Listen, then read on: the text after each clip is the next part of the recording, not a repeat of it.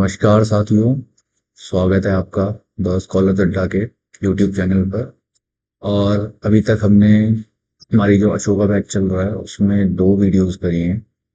पहला था हमारा प्री हिस्टोरिक इंडिया, जिसमें हमने अपनी एजेस, स्टोन एज एंड सल्फोलिथिक एज के बारे में पढ़ा। और दूसरा था हमारा इंडस वैली सिविलाइजेशन। इन दोनों टॉपिक के बाद आज हम करने वाले हैं द वैदिक एज। ठीक है, वैदिक काल कैसे स्टार्ट हुआ, आर्यंस की क्या कहानी है, और कैसे जो हमारा वैदिक काल था अर्ली वैदिक एज में और लेटर वैदिक एज में डिवाइड हुआ, और उनमें जो सोसाइटी थी, जो समाज था, वो किस प्रकार का था। ठीक है, तो स्टार्ट करते हैं द वैदिक एज। अब सबसे पहले हम बात करते हैं आर्यंस की। आर्यंस की जब हम बात करते हैं तो बहुत सारी थ्योरीज हैं कि आर्यन कहाँ से आए थे। तो सबसे ज़्यादा मानने वाली थ्योरी है वो है, जैसे अगर इंडिया है इंडिया के नॉर्थ रीजन से, यानी कि रशिया के रशिया वाले रीजन से आर्यंस इंडिया आए थे। ठीक है, तो जैसे ये इंडिया आते हैं तो यहाँ पे जो आर्यंस का सबसे बड़ा और सबसे शक्तिशाली पावरफुल क्लैन था वो था भारतास। ठीक है, तो इनका जो राजा होता है सुदास, वो क्या करता है, उसको एक डिसीजन लेना होता है कि जो हम अपने क्लैन का, अपने कुल का जो हेड पंडित या हेड प्रीस्ट रहेगा, उसको चॉइस करनी थी। दो दो चॉइसेस थी उसके पास। पहली थी वशिष्ठ ऋषि, और दूसरे थे विश्वामित्र। ठीक है, विश्वामित्र वही हैं जिन्होंने गायत्री मंत्र लिखा है। ठीक है, तो अब ये दो ऋषि के बीच में चूज करना था सुदास को कि किसको हेड प्रीस्ट बनाया जाए, किसको मेन पंडित बनाया जाए। तो वो क्या करते हैं, वो वशिष्ठ ऋषि को चुनते हैं। इनको चुनते ही जो विश्वामित्र ऋषि होते हैं वो बहुत ज्यादा आग बबूला हो जाते हैं, बहुत ज्यादा गुस्सा हो जाते हैं, बहुत ही ज्यादा ह्यूमिलिएटेड फील करते हैं, जिसकी वजह से वो डिसाइड कर लेते हैं कि अब तो पंगा होके ही रहेगा। ठीक है, अब तो लड़ाई होके ही रहेगी। तो वो क्या करते हैं, 5 आर्यन और 5 नॉन आर्यन राजाओं को उठाते हैं, इनको एकत्रित करते हैं, उनको समझाते हैं कि अब इनके साथ करनी है लड़ाई। ठीक है, तो ये जो भारताज की लड़ाई हो जाती है, जो भारताज क्लैन है, इसकी लड़ाई हो जाती है 10 कबीलों के साथ। ठीक है, इसलिए इस युद्ध को बोला गया 10 राजन वॉर। ठीक है, या फिर द बैटल ऑफ 10 किंग्स, जो कि कहाँ हुआ, रावी नदी के किनारे हुआ। ठीक है, तो जब ये वॉर खत्म होता है तो ये जो भारताज होते हैं ये जीत जाते हैं। ठीक है, और इन्हीं के क्लैन के, इन्हीं के कुल के पीछे जो ये रीजन का नाम पड़ता है, वो पड़ता है भारतवर्ष। और इसके बाद ये स्थापना करते हैं वैदिक काल की। ठीक है, ये तो हो गया उसका पूरा इंट्रोडक्शन। ठीक है, ये सिर्फ अंडरस्टैंडिंग के लिए एग्जाम में इससे रिलेटेड क्वेश्चन नहीं पूछा जाता, it is just for basic understanding कि कैसे स्टार्ट हुआ था। अब हम स्टार्ट करते हैं हमारा वैदिक एज। जो हमारी वैदिक एज है वो हमारा स्टार्ट होता है 1500 बीसी से लेकर, और चलता है वो 600 बीसी तक। ठीक है, अब ये जो हमारा वैदिक एज है इसको भी हम आगे डिवाइड कर देते हैं अर्ली वैदिक पीरियड में, यानी कि प्रारंभिक वैदिक काल, और लेटर वैदिक पीरियड में, जिसको हम बोलते हैं उत्तर वैदिक काल। ठीक है, 1500 से 1000 तक तो चलता है हमारा अर्ली वैदिक पीरियड, और 1000 से 600 तक चलता है हमारा लेटर वैदिक पीरियड।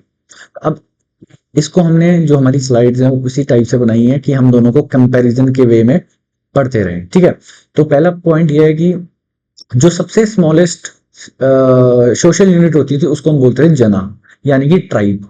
ठीक है, कबीला।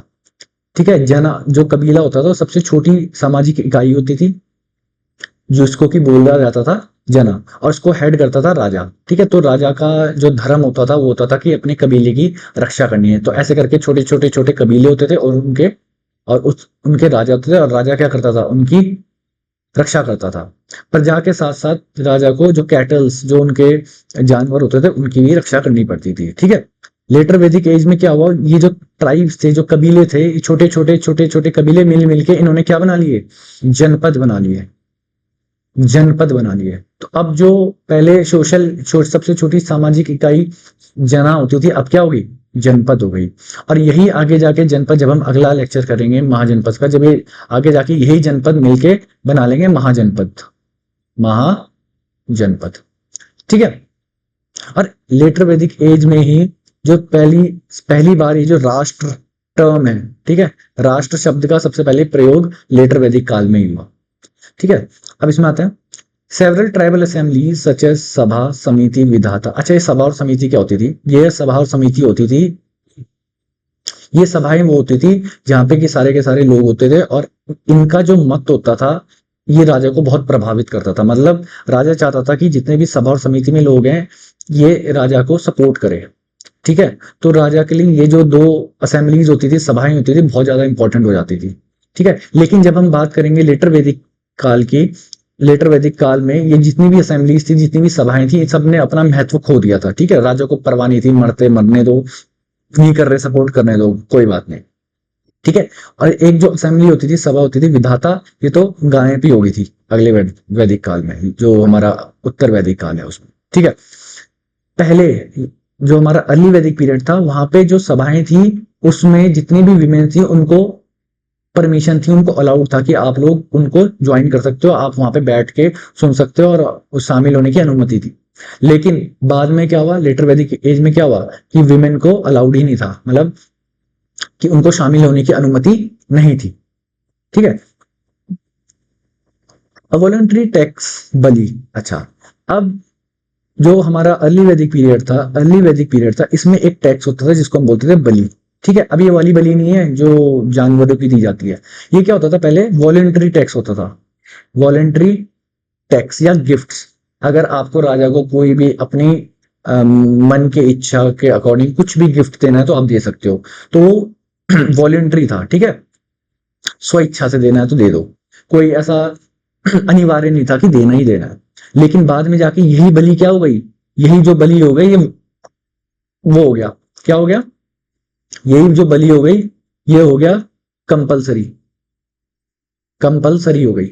और इस टैक्स को, इस गिफ्ट्स को कलेक्ट करने के लिए एक अधिकारी को भी नियुक्त किया गया जिसको बोला गया बलि साधक, बलि साधक। इसके अलावा जितने भी अलग अलग के टैक्स डिपॉजिट्स होते थे उसको जो कलेक्ट करने का जिम्मा दिया गया और जिसको नियुक्त किया गया वो था संग्रहित्री। तो अभी हम देख रहे हैं कैसे कैसे जो हमारे अर्ली वैदिक पीरियड के तौर तरीके थे वो कैसे कैसे चेंज होके लेटर वैदिक, जो लेटर वैदिक पीरियड है उसमें कैसे चेंज होके क्या हो गए। जैसे बलि हो गया, बलि पहले अपनी स्वेच्छा से देना है तो दो, राजा को नहीं देना तो न दो, कोई दिक्कत की बात नहीं है। लेकिन बाद में क्या हो गया, वो कंपलसरी हो गया। ठीक है, बाद में आपको देना ही देना है और उसके लिए स्पेशल एक अधिकारी को भी नियुक्त किया गया जिसको हम बोलते हैं बलि साधक। ठीक है, अब बात करते हैं रिलीजन एंड गॉड की, कि जो हमारा प्रारंभिक वैदिक काल था यहाँ पे रिलीजन कैसा था, धर्म और यहाँ के ईश्वर क्या मान्यताएं थी। ठीक है, अब इनकी बात करें तो ये क्या करते थे, इनको कोई भी नेचुरल फिनोमेना, इनको बारिश दिखी, इनको बारिश दिखी, इन्होंने, इनको समझ नहीं आया कि बारिश कैसी हुई, इन्होंने उसको ही भगवान बना दिया, भगवान। इनको आग का कॉन्सेप्ट नहीं समझ में आया कि अग्नि कैसे काम कर रही है, इन्होंने देखा कि आग नीचे से ऊपर को जा रही है तो इन्होंने आग को भी भगवान बना दिया। तो ये क्या लोग थे, इन्होंने पर्सोनिफाई कर दिया नेचुरल फोर्सेस को। ठीक है, कुछ भी कोई भी चीज समझ में नहीं आया उसको भगवान बना दिया। ठीक है, तो इनके उसमें भगवान क्या क्या होते थे, इंद्र, जिसको कि ब्रेकर ऑफ फोर्स माना गया, मतलब इंद्र सबसे पावरफुल गॉड थे, सबसे पावरफुल गॉड, सबसे पावरफुल गॉड, सबसे शक्तिशाली भगवान। ठीक है, अग्नि को क्या माना गया, अब अग्नि इन्होंने देखा, अग्नि जलाते हैं तो अग्नि जो है, आग जो है नीचे से ऊपर जाती है। ठीक है, तो इन्होंने बोल दिया कि अग्नि एक माध्यम है जो कि इंसान को भगवान से मिलाती है। ठीक है, इंटरमीडिएरी बिटवीन, एक जरिया है इंसान का भगवान से बात करने का, उनसे जुड़ने का। ठीक है, वरुण जो भगवान थे वो वाटर को सिंबलाइज करते थे। ठीक है, and responsible for upholding natural order, जो प्राकृतिक व्यवस्था है उसको बनाए रखने के लिए वरुण की पूजा करते थे। ठीक है, इसके अलावा ये तो हो गए हमारे मेल गॉड्स। ठीक है, इसके अलावा अदिति और उषा भी थी, ये फेमिनिन गॉड्स थे। ठीक है, अदिति को बोल दिया ये दिन की देवी है, दिन की देवी है। उषा को बोल दिया ये सुबह के टाइम की देवी है, डॉन, गॉडेस ऑफ डॉन, ऐसे करके। ये थे इनके रिलीजन एंड गॉड। अब बात करते हैं लेटर वैदिक पीरियड में, वहां पे रिलीजन कैसा था। अब जो गॉड पहले थे अग्नि और इंद्र, वो उनकी जो इंपॉर्टेंस थी वो खत्म हो गई। ठीक है, लेटर जो हमारे उत्तर वैदिक काल के लोग थे उन्होंने बोला अब ये अग्नि और इंद्र रहने दो, इससे बोर हो गए, अब हमें चाहिए नए वाले भगवान। तो ये नए भगवान की वो करते हैं, स्थापना करते हैं। जैसे प्रजापति, नए भगवान आ गए, रुद्र आ गए, रुद्र को बोला गया God of animals. God of animals, ठीक है, पशुओं का भगवान। फिर विष्णु आ गए, विष्णु को बोला गया जिन्होंने दुनिया का निर्माण किया गया है, तो ठीक है, तो ये आगे तीन भगवान। उसके अलावा कुषाण, कुषाण को पहले बोला जाता था कि गॉड ऑफ कैटल्स, मवेशियों का भगवान, लेकिन बाद में लेटर वैदिक एज में क्या हुआ, शूद्राज ने क्या बना लिया, इनको अपना भगवान बना लिया, शूद्र, अभी बात करेंगे आप में, ठीक है। तो ये चेंज आया हमारा रिलीजन में, रिलीजन में, धर्म में ये चेंज आया फ्रॉम अर्ली वैदिक पीरियड से लेटर वैदिक पीरियड में, ठीक है। नेक्स्ट बात करते हैं वर्ण सिस्टम की। अब वर्ण सिस्टम सबको पता है, चार वर्ण है हमारे। सबसे पहले आते हैं हमारे ब्राह्मणास, ब्राह्मण, क्षत्रिय, ठीक है, वैश्य, और आते हैं शूद्रास, ठीक है। अब क्या हुआ था कि अर्ली वैदिक पीरियड में जो ये वर्ण सिस्टम होता था, ये होता था प्रोफेशन, जो आपका कार्य, कार्य के ऊपर, मतलब कार्य पे भी आधारित था, ठीक है। आप क्या काम कर रहे हो उस पे वो डिसाइड करेगा कि आपका वर्ण क्या होगा, ठीक है। मान लो अगर आप पूजा पाठ कर रहे हो, पूजा पाठ कर रहे हो, कुछ भी अनुष्ठान कर रहे हो, यज्ञ कर रहे हो, तो आपका वर्ण हो जाएगा ब्राह्मण, ठीक है। अगर आप युद्ध करने जा रहे हो, लड़ाई करने जा रहे हो, तो आप हो जाओगे क्षत्रिय, ठीक है। अगर आप कुछ भी छोटा मोटा काम धंधा कर रहे हो, बिजनेस कर रहे हो, ट्रेड कर रहे हो, तो आप हो जाओगे वैश्य। और शूद्रास मतलब अगर आप कोई भी काम ऐसा है जैसे क्या बोलते हैं, जूते सिलना, कपड़े सिलना हो, तो आप हो जाओगे शूद्रास, ठीक है। लेकिन लेटर वैदिक पीरियड में क्या हुआ, अब इसमें क्या हुआ कि जो दो वर्ण थे, ऊपर के दो वर्ण, ब्राह्मण और क्षत्रिय, अब इनके बीच में होती थी, ये थे बड़े चटक, ये थे बहुत चालाक थे। इन्होंने क्या करा, इन्होंने डिसाइड किया कि बाकी दो वर्णों में ये अपनी अथॉरिटी जमाएंगे, ठीक है, उनसे काम करवाएंगे, उनसे सब कुछ करेंगे, और मिल बांट के करेंगे, दोनों के दोनों मिल बांट के दोनों में, बाकी के दो वर्णों में राज करेंगे। तो इससे क्या हुआ कि इन दोनों की पोजीशन, ब्राह्मण और क्षत्रियों की तो पोजीशन होगी स्ट्रॉन्ग सोसाइटी में, समाज में इनकी जो स्थिति थी ये बहुत ज्यादा स्ट्रॉन्ग हो गई। लेकिन बाकी के दो वर्ण जो थे, वैश्य और क्षत्रिय, इनकी कमजोर हो गई स्थिति। और यही एक सबसे बड़ा रीजन था कि जब आगे हम पढ़ेंगे नेक्स्ट चैप्टर में बुद्धिज्म और जैनिज्म धर्म की स्थापना होगी, तो इन दोनों वर्णों ने इन दोनों धर्मों में ज्वाइन करने का डिसाइड कर लिया। और यही रीजन था कि ये दोनों जो धर्म थे नए आएंगे, बुद्धिज्म और जैनिज्म, ये फैल जाएंगे, ये फैल जाएंगे, ठीक है। क्योंकि जब इनको लगा क्षत्रियों को, भाई हमारे काम का तो है ही नहीं है हिंदुज्म, क्यों, हमारी तो इसमें कुछ चलता ही नहीं, मतलब सारा राज तो ब्राह्मण और क्षत्रिय कर लेते हैं, और हमसे काम भी करवाते हैं, हमको मारते हैं कि पीटते हैं, बाकी हमारी कोई इज्जत नहीं है, तो सबसे बढ़िया है दूसरे धर्मों में चले जाओ, ठीक है। तो वर्ण system was based on birth. अब बर्थ का मतलब ये है कि अगर आप ब्राह्मण के घर में पैदा हुए हो तो आप ब्राह्मण हो, आप जो मर्जी कर लो, आपने युद्ध में जाना युद्ध में जाओ, आपने ट्रेड करना ट्रेड करो, आपने कपड़े सिलने सिलते रहो। प्रोफेशन से आपको नहीं बदला, आप अपने प्रोफेशन से अपना वर्ण नहीं बदल सकते। अगर आप एक बारी पैदा हो गए ब्राह्मण के परिवार में, तो आप ब्राह्मण ही रहोगे, और आगे आने वाली जितनी भी पीढ़ियां होंगी सारी की सारी क्या होंगी, ब्राह्मण होंगी, ठीक है। एंड मेड हेरिडिटरी, हेरिडिटरी मतलब वही, अगर मैं ब्राह्मण हूं तो मेरे आने वाले बच्चे भी ब्राह्मण होंगे, उनके आने वाले बच्चे भी ब्राह्मण होंगे, ठीक है। Prayers played a very important part and were more crucial than sacrifices, ठीक है। अब सबसे बड़ा इसमें क्या है कि पहले जो हमारा प्रारंभिक वैदिक काल होता था, वहां पे प्रेयर्स, जो हम भगवान से प्रार्थना करते हैं, प्रेयर्स करते हैं, उनका ज्यादा महत्व होता था। लेकिन वैदिक काल के जो दूसरा चरण था हमारा, लेटर वैदिक काल, उसमें क्या होता था, सैक्रिफाइसेस बिकम मोर इंपॉर्टेंट। मतलब अब प्रेयर से ज्यादा किसमें, सैक्रिफाइसेस होते थे। यहाँ पे अश्वमेध होता था, राजसोया होता था, तो ये सैक्रिफाइसेस ज्यादा इंपॉर्टेंट हो गए, ठीक है। प्रेयर्स थी पर प्रेयर से ज्यादा क्या हो गए, सैक्रिफाइसेस हो गए, ठीक है। Cows played an important part, ठीक है। अब अर्ली वैदिक पीरियड में काउज का महत्व बहुत ज्यादा था, जो गायें होती थी उनका महत्व बहुत ज्यादा था, बहुत ही ज्यादा था। मतलब कि ऐसा लगा लो, कोई भी लड़ाई हो रही है तो उसमें जो हारेगा वो दूसरे को गाय देगा। गाय, अगर आपको कुछ भी सामान खरीदना है तो उसके बदले में गाय। पंडित ने पूजा करी तो पंडित को दक्षिणा में गाय। तो गाय हर जगह यूज होती थी, ठीक है। लेकिन लेटर वैदिक एज में गायों की जो भूमिका थी वो कम हो गई, और गायों की जगह किसकी, भूमि की, भूमि का जो महत्व था वो बढ़ गया, भूमि का महत्व बढ़ गया। ठीक है। अब जब ये वैदिक अर्ली जो वैदिक पीरियड था, जब ये खत्म होने लगा अराउंड 1000 बीसी, तो तब एक नए धातु की खोज हुई, वो था आयरन। तो जब इसके अंत में ये आयरन डिस्कवर हुआ, उसकी खोज हुई, तो ये जाहिर सी बात है कि इनके जितने भी औजार वगैरह थे वो बनते थे कॉपर से। ठीक है, कॉपर से यानी कि तांबे से। लेकिन जो उत्तर वैदिक काल था, यहाँ पे लोहा बहुत यूज हुआ। ठीक है, आयरन यूज्ड, आयरन किसमें, वेपन्स बनाने में, वेपन्स बनाने में, हल बनाने में, प्लग बनाने में। ठीक है, यहाँ पे जो आयरन था उसका यूज भरपूर हुआ। अच्छा, एक पॉइंट ये रह गया, अपीयरेंस ऑफ गोत्र सिस्टम। अब ये जो लेटर वैदिक पीरियड था, यहाँ पे एक नई सिस्टम, नई प्रणाली स्टार्ट हुई जिसको हम बोलते हैं गोत्र सिस्टम।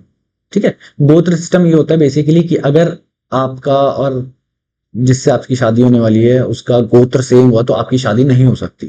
ठीक है, तो एक गोत्र सिस्टम कहाँ अपीयर हुआ, किस टाइम अपीयर हुआ, लेटर वैदिक एज में। ऐसा कोई सिस्टम जो हमारे, ऐसा सिस्टम जो हमारा प्रारंभिक वैदिक काल था उसमें कुछ भी नहीं था, ऐसे भी कोई भी सिस्टम मौजूद नहीं था। नेक्स्ट है हमारा despite the patriarchal nature of society. अच्छा, अब हम बात करते हैं जो हमारी महिलाएं होती थी उनकी जो दशा थी वो कैसी थी। अगर हम अर्ली वैदिक पीरियड की बात करें तो यहाँ पे जो दशा थी वो सही थी, सही थी और अच्छी थी। ठीक है, वो अच्छी थी। लेकिन अगर हम बात करें यहाँ लेटर वैदिक एज में, तो उनकी जो दशा थी वो खराब हो गई थी, दशा खराब हो गई थी। अब वो कैसे हुई खराब, अब दोनों पीरियड्स में, पूरी वैदिक एज में जो सोसाइटी होती थी वो होती थी पेट्रियार्कल सोसाइटी, पेट्रियार्कल सोसाइटी, यानी कि पितृसत्तात्मक, मतलब कि जो मेन होते थे उनको ज्यादा फेवर करती थी। लेकिन फिर भी जो हमारा अर्ली वैदिक पीरियड था वहां पे उनको पढ़ाया जाता था, किनको, महिलाओं को पढ़ाया जाता था। ठीक है, उसके अलावा उनको पूरी आजादी थी कि वो अपने पार्टनर्स खुद चुन सकती है, यानी कि लव मैरिज, लव मैरिज को बोला गया अर्ली वैदिक एज में गंधर्व विवाह, गंधर्व विवाह। ठीक है, वो अलाउड था। तो लव मैरिज जो थी, लव मैरिज जो थी वो अलाउड थी, इतनी फ्रीडम थी महिलाओं को। उसके अलावा हमने स्टार्टिंग में पढ़ा, जितनी भी सभाएं होती थी, सभाएं, जितनी भी सभाएं होती थी वहां पे जो भी महिलाएं थी उनको अलाउड होता था, उनको अनुमति थी कि वो वहां जाके उनको अटेंड कर सकती हैं। ठीक है, उसके अलावा चाइल्ड मैरिजेज नहीं थी, जो बाल विवाह थे वो नहीं थी, और जो विडो रीमैरिज थी, मतलब कि विधवा पुनर्विवाह था, उसकी अनुमति थी।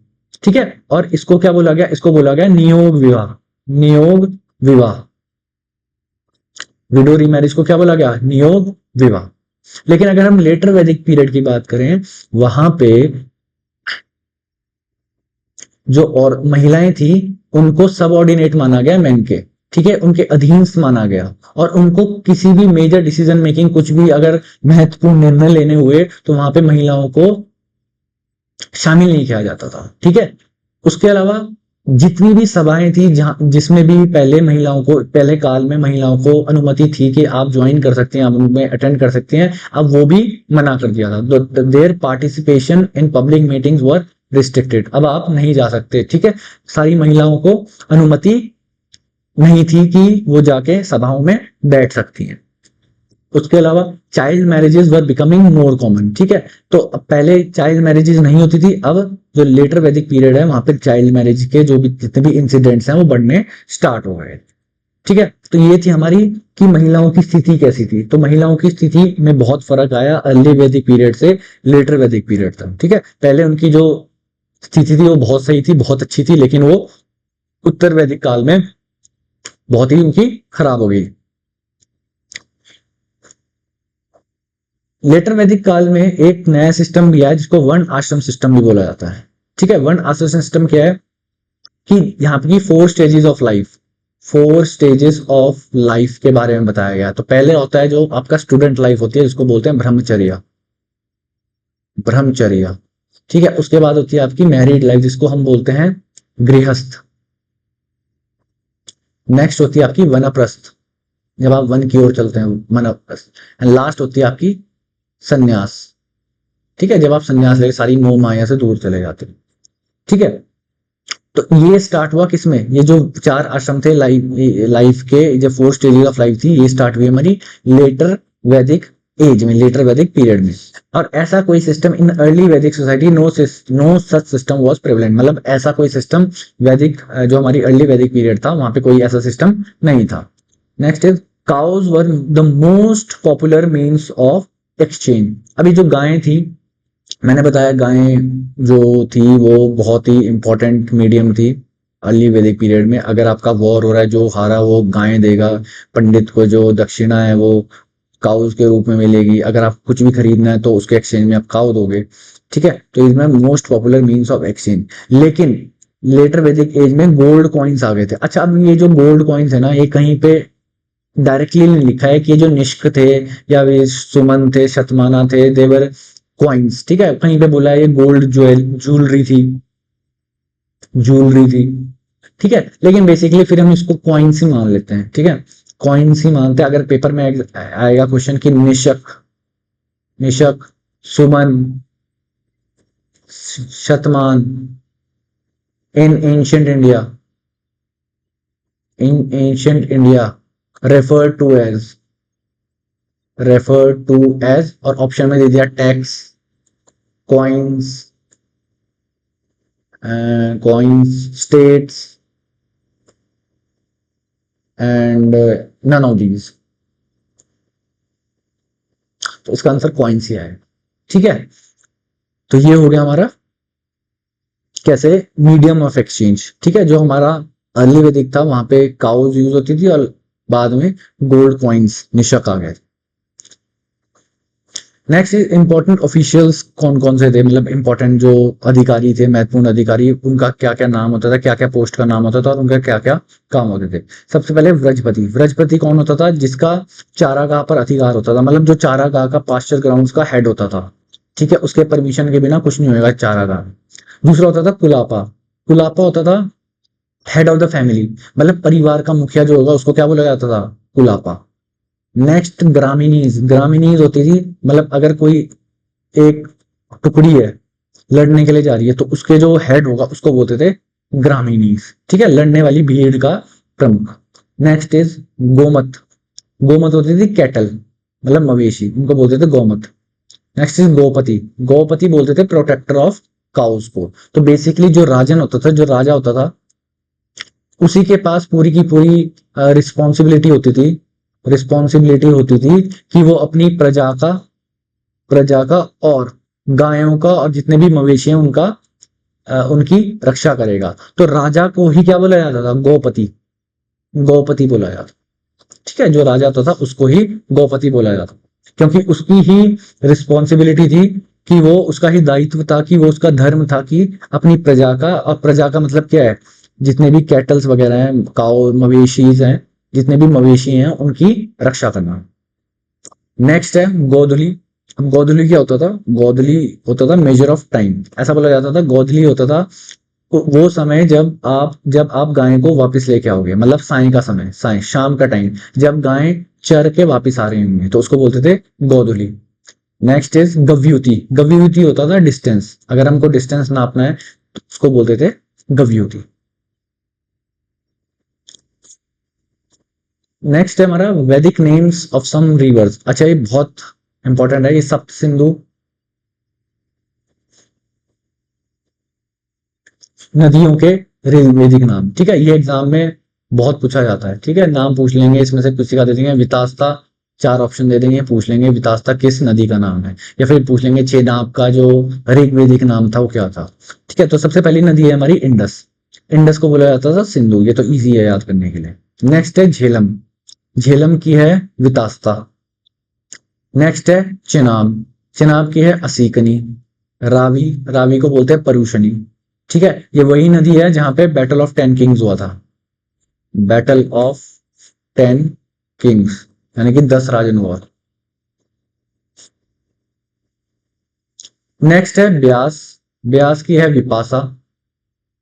नेक्स्ट है सतलुज, सुतुद्री। नेक्स्ट है यमुना, कालीन थी। ठीक है, तो ये आपको याद करनी पड़ेगी बाय हार्ट, और ये एग्जाम में बहुत पूछी जाती है।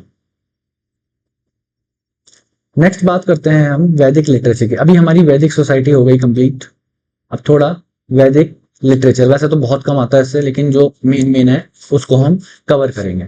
अब जब हम वैदिक लिटरेचर की बात करते हैं, वैदिक लिटरेचर की बात उसको हम डिवाइड करते हैं श्रुति में और स्मृति में। श्रुति मतलब जो सुने गए, जो सुने गए। स्मृति हो गई जो याद किए गए, और ये जो सुने गए, जो सुने गए। तो श्रुति को ऐसे बोलते हैं कि ये जितने भी थे, जैसे वेद हो गए मेरे, चलो इनको आगे डिस्कस करेंगे। ठीक है, अब श्रुति क्या है, आगे फर्दर डिवाइड हो जाते हैं वेदास में, ब्राह्मणास में, अरण्यकास में और उपनिषद में। वेदास आगे जाके हम सबको पता है, वेदास हमारे 4 वेद हैं कुल। ऋग्वेद है, सामवेद है, यजुर्वेद है और अथर्ववेद है। स्मृति, वेदांगा, स्मृति, धर्मशास्त्र। स्मृति धर्मशास्त्र में सबसे इंपॉर्टेंट है मनुस्मृति।